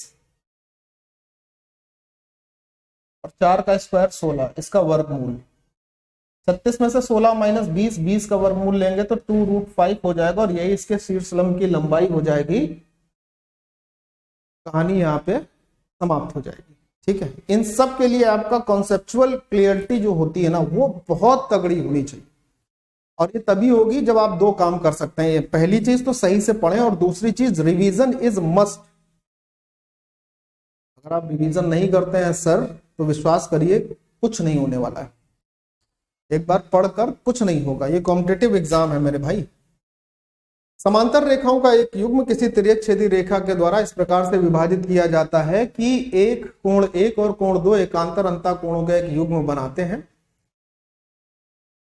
कोण 1 का मान 75 है, तो कोण 2 की माप क्या होगी? देखो, अगर कोण 1 और कोण 2 ये एकांतर अंतः कोण है, अल्टरनेट इंटीरियर एंगल है, तो ये आपस में बराबर होने चाहिए। और अगर उसमें कोण ए का मान आपके पास 75 दिया है, तो सिंपल सी बात है कोण 2 की वैल्यू भी 1 के बराबर होगी, यानी 75 ही तो होगी। तो ये कॉन्सेप्चुअल क्लियरिटी का सवाल है, इसको लिखने की या ड्रॉ करने की जरूरत नहीं होती है। एम आई राइट ना? सही है ना? चले अगला सवाल। 7 सेंटीमीटर भुजा वाले एक वर्ग के परिगत वृत्त की परिधि क्या होगी? मतलब हमारे पास 7 सेंटीमीटर भुजा का एक वर्ग है। इस वर्ग के बाहर चारों तरफ एक वृत्त बना गया है ऐसे। उस वृत्त की परिधि क्या होगी? अब अगर इस डायग्राम को अगर आप अच्छे से देखना चाहते हैं तो ये देख लीजिए।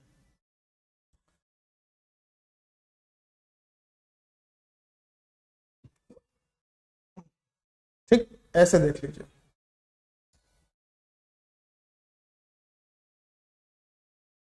ये देख लीजिए कि ये जो वर्ग है ये 7 सेंटीमीटर भुजा का है। इसके बाहर चारों ओर क्या है? एक वृत्त बनाया गया है। उस वृत्त की परिधि निकालिए। तो सबसे पहले अगर इस वर्ग की भुजा 7 सेंटीमीटर है, तो इस वर्ग का विकर्ण जो होगा ये 7√2 होगा। और अगर ये 7√2 हुआ तो ये वृत्त के लिए उसका व्यास होगा, यानी वृत्त का व्यास 7√2 है। तो यहां पर सर्किल की जो त्रिज्या हो जाएगी वो 7√2/2 हो जाएगी, यानी कि 7/√2 हो जाएगी। वृत्त की त्रिज्या कितनी हो जाएगी? 7/√2। अब हमसे बोला गया उस वृत्त की परिधि, तो वृत्त की परिधि क्या होती है? 2πr होती है। तो 2 × पाई, पाई का मान 22/7 और r का मान आपके पास 7/√2। इससे कैंसिल हो जाएगा, इससे काटोगे तो √2 आ जाएगा। तो 22 × √2, 22√2 आपका आंसर बन जाएगा। इसमें इसकी जरूरत थी नहीं, सिर्फ इसकी जरूरत थी। अब अगर हर सवाल में मैं नहीं लिखूंगा ना, तो आप में से ही कई लोगों के कमेंट बाद में ये आ जाएंगे, सर लिखते ही नहीं हो, हमको तो कुछ समझ में नहीं आया था, है ना? जैसे पिछली जो क्लास थी जिसमें मैंने आपको अर्थमेटिक के ALP के क्वेश्चन कराए थे, उसमें 2 क्वेश्चन मैंने ऐसे छोड़े थे जिसमें गलती थी, और बहुत माइन्यूट से बिल्कुल सरल से प्रश्न छोड़े थे। पहला प्रश्न क्या था? 0.000001 इसका घनमूल लेना था, और वहां पे मैंने आंसर क्या लगा दिया था? 0.003 लगाया, 001 लगाया, 0.0001 लगाया। उसमें ये गलत लिखा था मैंने, उसका घनमूल लेना था। दूसरा एक सवाल था जिसमें ब्याज की दर वाला सवाल था, जिसमें 16 सही 1/3, 15% और 2 और ऑप्शन दिए थे। उसमें मैंने आंसर लगाया था 16 सही 1/3%। उसमें एक्चुअल आंसर होना चाहिए था 15%।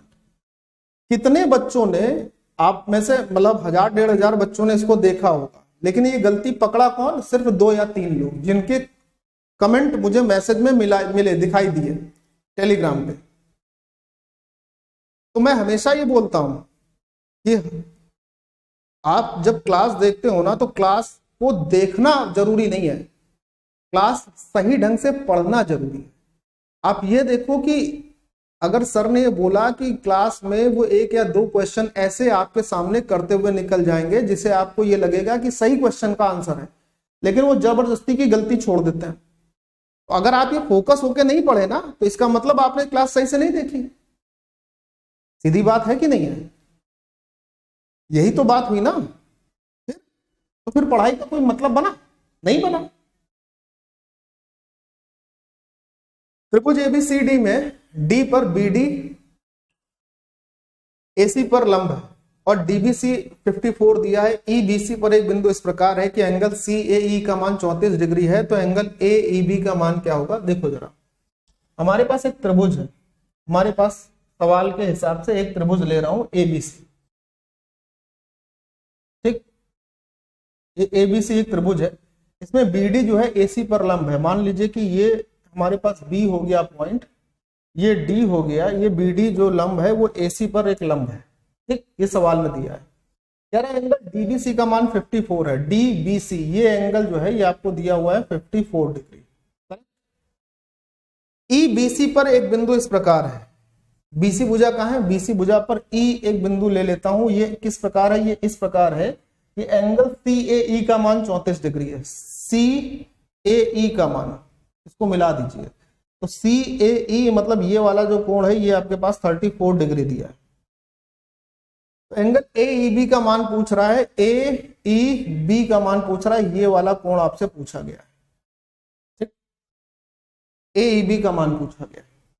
अब सुनिए हमारी बात मेरे प्यारे दोस्त, अगर मैं इस वाले त्रिभुज को देखूं, इस त्रिभुज को, इस त्रिभुज में ये एक एंगल 34 डिग्री का है, ये एंगल 90 डिग्री का है। 90 और 34 124। त्रिभुज के दो अंतः कोणों का योग सामने के बाह्य कोण के बराबर होता है। इसका मतलब ये वाला कोण हो गया 124 डिग्री बाह्य। अब यही बात जो है कि त्रिभुज के दो अंतः कोणों का योग सम्मुख बाह्य कोण के बराबर होता है, यही बात मैं इस त्रिभुज में देख लूंगा। अगर तो इस त्रिभुज में, इस त्रिभुज में इन दोनों कोणों का जो योग है वो हमारे पास 124 है, जिसमें से एक कोण अगर 54 है तो ये जो बचा हुआ कोण होगा ये 70 डिग्री होगा। और यही आपसे पूछा गया था कि एंगल AEB कितना होगा, तो जवाब होगा सर 70 डिग्री। और कुछ नहीं पूछा गया था। कौन सी थ्योरम लगी कि त्रिभुज के दो अंतः कोणों का योग सम्मुख बाह्य कोण के बराबर होता है। The sum of the two angle of any triangle is always equal and opposite external angle. ये वो है, और कुछ नहीं है इसमें। ठीक है, ये एडवांस मैथमेटिक्स में आए हुए बेहतरीन सवालों की जो सीरीज है, जो कि टेक्नीशियन 2024 के सभी क्वेश्चन का था, जिसका एडवांस का ये लास्ट क्वेश्चन है जो मैं आपको होमवर्क में दे रहा हूं। तो जो पहला पार्ट टेक्नीशियन 2024 के सभी सिलेक्टेड क्वेश्चंस में मैं आपको करा रहा हूं, जिसमें मैंने एडवांस मैथमेटिक्स कराई, उसका आखिरी क्वेश्चन, इसके बाद अर्थमेटिक्स शुरू होगी। इस पार्ट में एडवांस मैथमेटिक्स के क्वेश्चंस का आखिरी क्वेश्चन ये मैं आपको होमवर्क में दे रहा हूं, और मैं चाहूंगा कि सब लोग ज्यादा से ज्यादा कमेंट करके कुछ तो आंसर दो और अपनी बात रखा करो भाई, अपनी बात रखा करो। और कोशिश करूंगा ALP CBT 2 के जो प्रीवियस ईयर के क्वेश्चन है वो इस ALP CBT 2 से पहले कराने की। ठीक है, और एक क्लास फॉर्मूला रिवीजन की भी प्लान कर रहा हूं भाई। एक आदमी है, मुझे कंटेंट टाइप भी करना होता है, निकालना भी होता है, उसकी PPT भी बनानी होती है, उसको सेट भी करना होता है, क्वेश्चन भी वेरीफाई करने होते हैं, करना भी होता है। क्योंकि अभी तो मैं अपने पे पढ़ा रहा हूं, कहीं और तो पढ़ा नहीं रहा हूं, तो अर्निंग का सोर्स ना के बराबर है।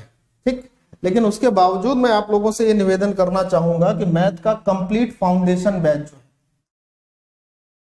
मैथ का कंप्लीट फाउंडेशन बैच 1.0, जिसमें आपको कंप्लीट अर्थमेटिक और एडवांस मैथमेटिक्स मिलेगी सिर्फ और सिर्फ कितने रुपए में, 199 रुपए में, 199 में, जिसमें आपको कंप्लीट अर्थमेटिक और एडवांस मिलेगी सिर्फ और सिर्फ 199 में। और साथ ही साथ भैया सुनिए ध्यान से, साथ ही साथ ये सब कुछ आपको लाइफ टाइम वैलिडिटी के साथ मिलेगा, कि ऐसा नहीं कि कोई 1 साल की वैलिडिटी दे रहा हूं या 2 साल की दे रहा हूं, 3 साल की दे रहा हूं, ऐसा कुछ नहीं। जब तक नई सिलेक्शन होता है अच्छे से पढ़ डालो। मैं तो कहता हूं इसकी जरूरत ही आपको ना पड़े, पहली बात। दूसरी बात, इसके साथ आपको टेस्ट पास भी दे रहा हूं, टेस्ट पास वो भी फ्री है, इसके लिए भी आपको कोई एक्स्ट्रा पैसे नहीं देना है। इस टेस्ट पास में 24 एग्जाम के सैकड़ों टेस्ट पड़े हैं, 24 एग्जाम के, अलग अलग 24 एग्जाम के सैकड़ों टेस्ट है। खूब लगाइए, खूब प्रैक्टिस करिए।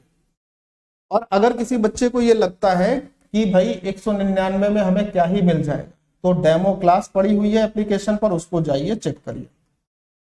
ठीक, अच्छा ये आपको मिलेगा कहां पर, कहां पर मिलेगा? ये आपको हमारी एप्लीकेशन पर मिल जाएगा। और एप्लीकेशन हमारी जो है उस किस नाम से है, वो हमारी एप्लीकेशन जो है वो मैथ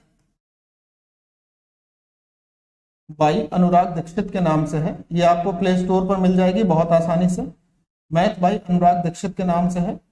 और डिस्क्रिप्शन में इसका लिंक भी मिल जाएगा, आप डायरेक्ट क्लिक करिए, डायरेक्ट पहुंचिए, 199 की कीमत पिज्जे की कीमत से भी कम है। आप लोग अगर कहीं खाना वाना खाने जाते हो तो इससे बहुत ज्यादा पैसा खर्च होता है। ठीक, मैंने हमेशा आपसे कहा है कि इस प्लेटफॉर्म पे जब कभी भी आपको कोई भी कोर्स मिलेगा तो इतना अफोर्डेबल प्राइस में मिलेगा कि टेंशन की बात नहीं। और यहाँ पर जो इसकी पीडीएफ की बोर्ड सोल्यूशन पीडीएफ की बात है वो भी आपको हमारी ऐप में ही पीडीएफ वाले सेक्शन में लगी लगाई मिलेंगी, कहीं अलग जाने की जरूरत नहीं, इसके लिए कुछ अलग ज्वाइन करने की जरूरत नहीं। यूट्यूब क्लास की जो पीडीएफ है वो आपको हमारे टेलीग्राम चैनल पर मिलेगी। ठीक है, तो चलिए नेक्स्ट क्लास में आपसे मुलाकात होती है।